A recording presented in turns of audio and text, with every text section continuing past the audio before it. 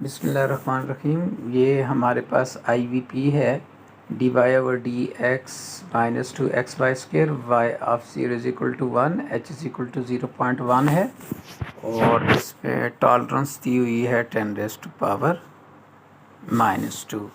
तो हमने implicit are के मेथड लगाना है और उसका बुचर टेबल गिवन है। तो बुचर टेबल को कन्वर्ट करने का तरीका ये है, सबसे पहले हमें गिवन है कि f(x/y) किसके बराबर है, -2x/² के, और y0 0 के बराबर है, x0 1 के बराबर है, h 0.1 के बराबर है और टॉलरेंस 0.01 मतलब है 10⁻⁻² के बराबर है।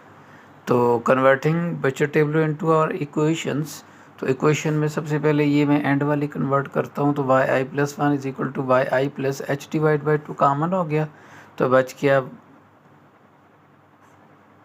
k1 + k2। और k1 को अगर मैं लिखूँगा तो k1 को लिखूँगा तो ये कि यहाँ पे आ जाएगा xi+1, yi+hk1, और इसको लिखूँगा 2 को तो ये लिखा जाएगा fxi+h plus yi+h into 0k1, तो 0k1 लिखे ना लिखें एक ही बात है, प्लस h तो पहले से है प्लस k2। तो ये हमने बुचर टेबल को इसमें कन्वर्ट कर दिया। कन्वर्ट करने के बाद हम देखते हैं कि हम अपने क्वेश्चन को किस तरह आगे लेके चल सकते हैं। जब मैं i = 0 पुट करता हूँ तो i इधर भी 0 हो जाएगा, i इधर भी 0 हो जाएगा, i इधर भी 0 हो जाएगा, i इधर भी 0 हो जाएगा, इधर भी 0 हो जाएगा, इधर भी 0 हो जाएगा। तो मैंने अब k1 और k2 की वैल्यू फाइंड करनी, वो इधर पुट करेंगे तो y1 का आंसर आ जाएगा। तो मैंने k में सबसे पहले 0 पुट किया, 0 पुट करने के बाद k2 में 0 पुट किया, k2 में 0 पुट करने के बाद इनकी वैल्यूज़ पुट की। वैल्यू कैसे पुट की, क्योंकि हमारे पास जो f(x/y) है वो बराबर है मतलब x वाला नंबर बराबर है x के और y वाला नंबर बराबर है y² के, तो ये हो जाएगा -2xy²। तो यहाँ पहला नंबर x है और पहला नंबर किसके बराबर है, पहला नंबर बराबर है 0.1 के, और दूसरा नंबर y है वो किसके बराबर है 1 + 0.1 k1 के। तो लिहाजा k1 होगा -2 0.1 1 + 0.1 k1 का स्क्वायर, और k2 की वैल्यू भी हमारे पास इसी तरह की आ रही है। और अब इनको इक्वेशंस में कन्वर्ट करते हैं, क्योंकि यहाँ पे भी k1 इधर भी k1 इधर भी k2 इधर भी k2, तो ये हमारे पास सॉल्व करना k1 को मुश्किल हो जाता है, इसलिए हम न्यूटन-रैप्सन मेथड को यहाँ पे इस्तेमाल करेंगे। तो सबसे पहले हम इसको इक्वेशन की शक्ल में लिख लेते हैं। तो ये नंबर इस तरफ आ जाएगा, तो k1 + 0.2 1 + 0.1 k1 का स्क्वायर, और k2 के लिए नंबर इस तरफ आ जाएगा, मैंने उसको g के बराबर सपोज किया। तो h का derivative with respect to k1 ले लिया और g का derivative with respect to k2 ले लिया। अब हमने इनिशियल गैस भी करना है, k1 का और k2 का इनिशियल गैस हमने सोच के करना है। तो जितना ज़्यादा बेहतर इनका गैस करेंगे उतनी कम आइट्रेशन में आपका क्वेश्चन हल होगा। और इस क्वेश्चन में मैंने ये बहुत बुरा किस्म का ये गैस लिया है, इसलिए मेरी आइट्रेशन देखिएगा बहुत ज़्यादा चलेंगी। तो यूजिंग रैप्सन मेथड, तो ये रैप्सन मेथड का फार्मूला है k1 के लिए और k2 के लिए, क्योंकि ये दोनों इक्वेशंस एक जैसी हैं। तो k1 फाइंड कर लेंगे तो k2 का आंसर भी खुद ही आ जाएगा। तो सबसे पहले k1 के लिए ये k1 का और k2 का वैल्यू, क्योंकि h की वैल्यू हमारे पास ऑलरेडी ये है तो ये ऊपर पुट कर दी, और h प्राइम की वैल्यू ये आ रही है तो ये पुट कर दी। इसी तरह k2 के लिए भी वैल्यू पुट कर दी। तो अब हम क्या करते हैं, स्टार्ट करते हैं व्हेन n = 0। तो यहाँ पे जहाँ जहाँ n है वहाँ वहाँ 0 पुट कर दिया। तो 0 पुट करने के बाद इनिशियल गैस के मुताबिक हमने वैल्यूज़ पुट की, वैल्यू पुट करके उसको सिंप्लीफाई किया तो आंसर आता है 0.1505। तो अब मैं इस तरह करता हूँ, टॉलरेंस चेक करता हूँ, तो टॉलरेंस इसकी 2 को माइनस किया तो ये 0.1 आती है। तो इसका मतलब है नेक्स्ट आइट्रेशन करनी पड़ेगी। तो नेक्स्ट आइट्रेशन में आपके पास k1 का आंसर आया हुआ है, तो यहाँ पे आप k11 लिखेंगे, k11 k11 K21 K21 K21 K21, तो इन दोनों के आंसर आए हुए हैं। जैसे ही हम ये वाले आंसर पुट करेंगे तो ये वाला आंसर पुट होगा 0.15, क्योंकि ये K1 है, ये भी K1 है और ये भी K1 है और ये भी K1 है, तो K1 की वैल्यू पुट कर दी गई है।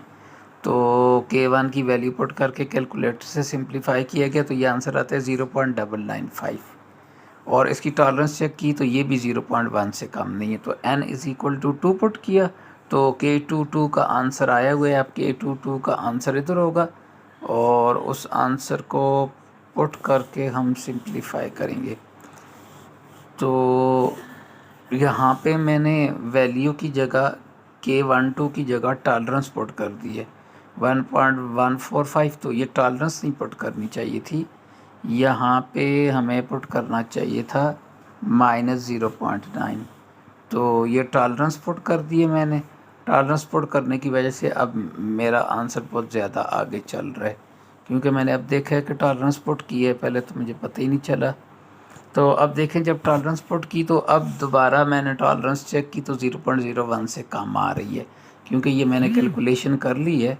कैलकुलेशन के बाद मेरे पास K1 का जो K1 का आंसर आएगा वही K2 का भी आएगा, क्योंकि इक्वेशंस एक जैसी हैं। तो 0.1959 आ गया, ठीक है। और इसको आगे इस्तेमाल किया गया। अब आगे ठीक इस्तेमाल कर रहा हूँ, लेकिन जो पहले वैल्यू मैंने यहाँ पे वैल्यू जो गलत इस्तेमाल की है, ये वाली वैल्यू, तो इसकी वजह से आंसर में थोड़ी सी गड़बड़ हुई है। तो अब मैं इस तरह करता हूँ, नेक्स्ट में जाता हूँ, नेक्स्ट आइट्रेशन में।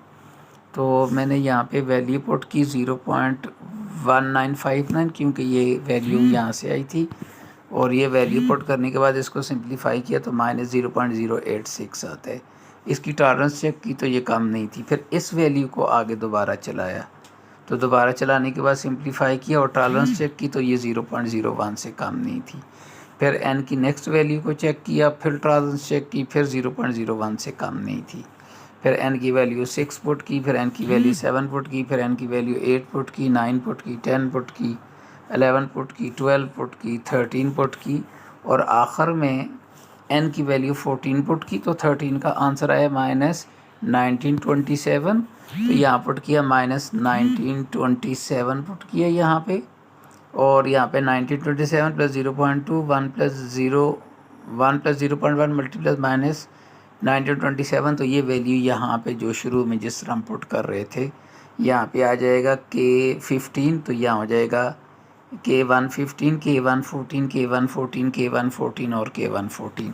तो K114 की जगह यहाँ पे वैल्यू पुट की गई है। ये K114 की वैल्यूज़ हैं जो यहाँ पे आ गई हैं, K114 की वैल्यू। तो K114 की वैल्यू पुट करके उनको कैलकुलेटर से सिंप्लीफाई किया तो ये आंसर आता है। अब इसकी टॉलरेंस चेक की तो ये आती है 0.00002 लेस दैन 0.5। तो ये होल्ड कर गई इनइक्वालिटी। जब इनइक्वालिटी होल्ड करती है तो इसका मतलब है ऊपर जो आंसर आ रहे हैं वो असल में के आंसर हैं। So therefore K1 is the K1 which is required K1 is equal to -0.1942, क्योंकि K1 और K2 की इक्वेशन भी एक जैसी थी और इनिशियल गेस भी एक जैसे थे, इसलिए जो आंसर K1 का आ रहा है वही आंसर K2 का आ रहा है। तो अब क्योंकि ये आंसर हमने y1 फाइंड करना है, तो यहाँ पे हमने यहाँ पे i की जगह हमने क्या पुट किया हुआ है, 0 पुट किया हुआ है। i की जगह यहाँ पे जैसे ही 0 पुट किया तो ये हमें आंसर देता है 1 + y0 + h/2 K1 + K2। तो इसकी वैल्यू यहाँ पे आके हमने पुट की, यहाँ पे देखें वैल्यू पुट की y0 + h/2 0 K1 + K2। तो यहाँ पे वैल्यू पुट की 1 + 0.1/2 और K1 की वैल्यू और K2 की वैल्यू पुट की और उनको प्लस किया और इनको सिंप्लीफाई किया तो y1 का आंसर आता है 0.98076 at x is equal to 1। अगर हमसे answer at x is equal to 2 के ऊपर पूछा जा रहा है तो फिर हम अपने प्रोसीजर को रिपीट करेंगे और बिल्कुल इसी तरह हल करेंगे जिस तरह इसको अभी हल किया है। थैंक यू बच्चों, अल्लाह हाफिज़।